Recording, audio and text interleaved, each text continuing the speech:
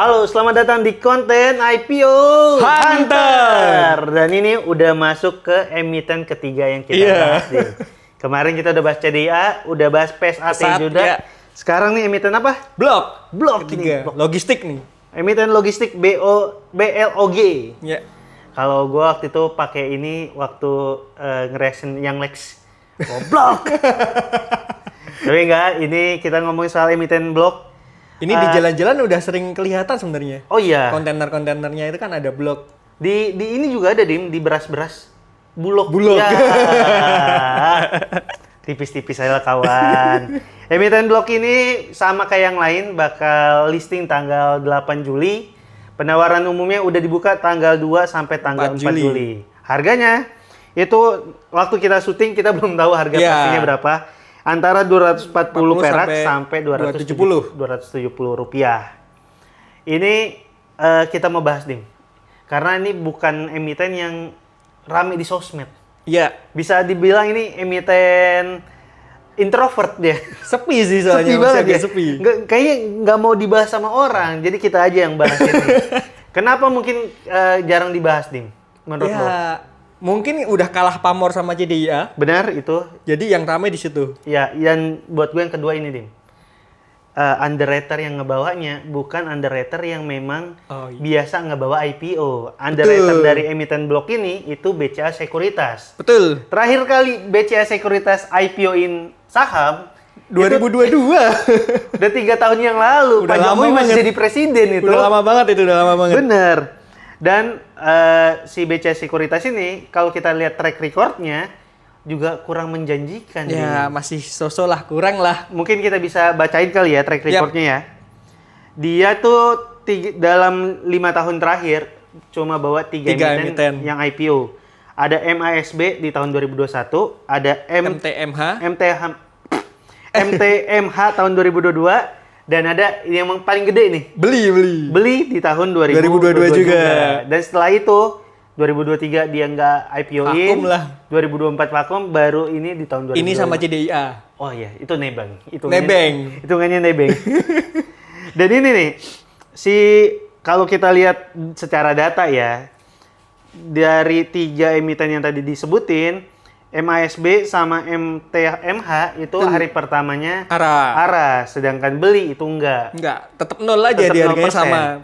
Dan tapi kalau itu kan 1 hari doang. Kalau kita pegang selama 7 hari, gimana tuh? Gimana? Ya masih bisa untung lah. Yang MASB masih untung 1%-an. 1%, oke. Ya MTMH masih 26%, lumayan lah. Lumayan.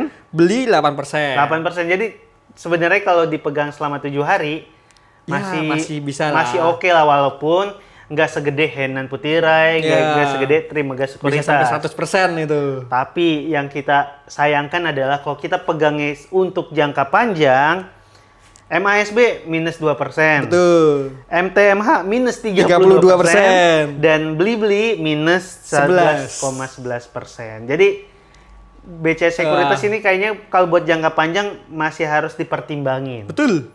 Tapi kita nggak tahu nih, ini kan tahun 2022. Siapa tahu setelah ini ada perubahan perbaikan citra atau gimana? Betul. Ya udah, kita langsung bahas valuasi sahamnya aja, Ding. Nah, kalau valuasi sih sebenarnya masih cukup menarik sih. Dari market cap itu udah di atas 500M. Oke. Bahkan hampir 1T itu lumayan gede lah, ya. Lumayan gede. Terus pendapatannya juga gede juga 1M-an. Mungkin teman-teman nggak tahu kenapa market cap gede itu jadi bagus. Kenapa market cap gede itu biasanya kan masuk ke papan apa juga kan. Benar. Pengaruh. Misalnya kalau papan akselerasi biasanya market cap nggak segede itu. Betul. Akselerasi juga sahamnya bisa sampai harga 1. Nah itu kenapa penting kita buat tahu emiten yang IPO ada di papan mana. Karena kalau papan utama itu ada batas bawahnya di 50. Betul. Sedangkan kalau masuknya ke papan akselerasi yang market cap-nya kecil, bisa sampai 1 turun perak. Sampai 1. Itu dia. Itu bahayanya di situ sih. Benar. Yang tadi kedua, pendapatannya meningkat terus tuh. Masih di atas 1M, 1M-an. Lumayan lah, pendapatan gede. 1T.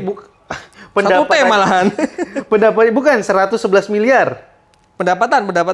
Oh, sorry. 111 miliar itu laba bersih. Jadi pendapatan si emiten blok ini dalam 3 tahun terakhir itu selalu meningkat dan di tahun 2024 1T. itu udah sampai 1T. 1T. Dan laba bersihnya sampai di angka 111 miliar. Iya. Jadi sebenarnya laba bersihnya 10% dari Ya masih pendapatan, bagus lah, jadi masih oke oke banget lah. ini. Per-nya juga di bawah 10 kali itu Benar. masih oke. PBV antara masih di 1 sampai 3 ya masih oke lah untuk awal-awal IPO sebenarnya. Benar. Dan kita juga nggak bisa bandingin sama emiten yang ada kok emiten yang PBV-nya di bawah 1. Lihat dulu industrinya sama atau enggak. Nah, ini industrinya itu. industri sektor logistik. industrinya sama apa enggak itu. Betul. Terus apa lagi ya? Valuasi DAR, GPM sama NPM juga masih oke sih. Benar. Jadi masih layak lah sebenarnya. Dan satu lagi, DAR-nya itu masih di bawah 100%. Jadi bisa dibilang nilai hutangnya itu masih di bawah rata-rata lah, masih normal lah. Kalau misalnya di atas 100% itu harus dipertimbangkan lagi. Benar, Berarti kan utangnya lebih banyak ini. lebih banyak dan bikin kita deg-degan juga. Betul, apalagi DAR-nya juga masih di bawah 50%. DAR itu berarti kan asetnya itu Di atas utangnya. nah, betul. Jadi aset itu bukan dari utang tapi emang dari modalnya Betul, gitu. itu dia. Dan biasanya kalau DAR-nya di bawah 10%, di bawah DAR-nya ini nggak di atas 100%, bisa masuk ke dalam saham syariah. Betul. Karena kalau di atas itu nggak bisa masuk saham syariah. Goblok. Emiten blok ini syariah atau nggak, Dim? Masuk saham syariah. Masuk saham syariah. Jadi mungkin buat teman-teman yang mempertimbangkan itu, si emiten blok ini bisa jadi sebagai pertimbangan. Betul. Jadi kesimpulannya Kesimpulannya apa itu? 1, jelas tadi masuk saham syariah. Itu satu. Yang kedua, Penggunaan dana IPO-nya untuk pengembangan bisnis dari pembangunan 3 gudang pendingin dan pembelian kendaraan. buat gue satu lagi yang paling menjadi plus point adalah pendapatannya selalu meningkat. Nah, itu juga Pendapatannya meningkat, laba bersihnya meningkat juga. Betul. Itu jadi bagus itu. market cap juga udah di atas 500M, hampir 1T malahan, itu cukup bagus. Valuasinya juga terbilang cukup menarik. Terus PER-nya tadi juga masih di antara rata-rata sektor dan industrinya, bahkan di bawah 10 kali. Betul?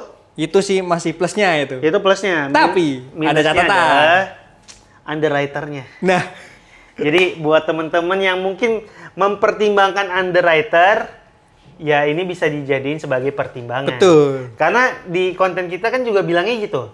Ngomongin sama IPO berdasarkan underwriter-nya. Nah, itu yang kirain mungkin harus jadiin pertimbangan ya buat ambil atau nggak ambil ya. Betul. Kalau lu ambil atau nggak? Enggak sih.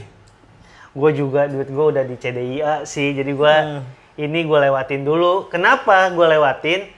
Karena itu underwriter-nya kurang menjanjikan dan baru bawa emiten IPO tahun ini lagi. Betul. Jadi mungkin kalau nanti BCA Sekuritas ngebawa emiten lain di tahun ini yang bisa gue jadiin sebagai patokan. Betul. Dan dia saingannya sama 7 emiten yang lain. Jadi Betul. beratnya di situ. Bisa jadi nggak ada yang subscribe nih. Nah, itu ya itulah. Sayangnya di situ sih. Itu betul. deg-degannya mungkin di sana. Betul. Oke. Ya, itu aja yang ada yang mau ditambahin lagi. Udah, cukup. Ya, kira-kira segitu dulu pembahasan dari kita. Kalau kita berdua sih milih nggak ambil sih. Benar. Dan kalau kalian punya pertimbangan lain silahkan. Cuma gue cuma pengen kasih tahu win rate kita 100%. Betul. Kalau nggak percaya lihat video-video Dicek video kita sebelumnya. Jadi segitu aja. Gue Yuda. Gua Dimas. Sampai ketemu lagi di emiten berikutnya. Dadah. Dadah.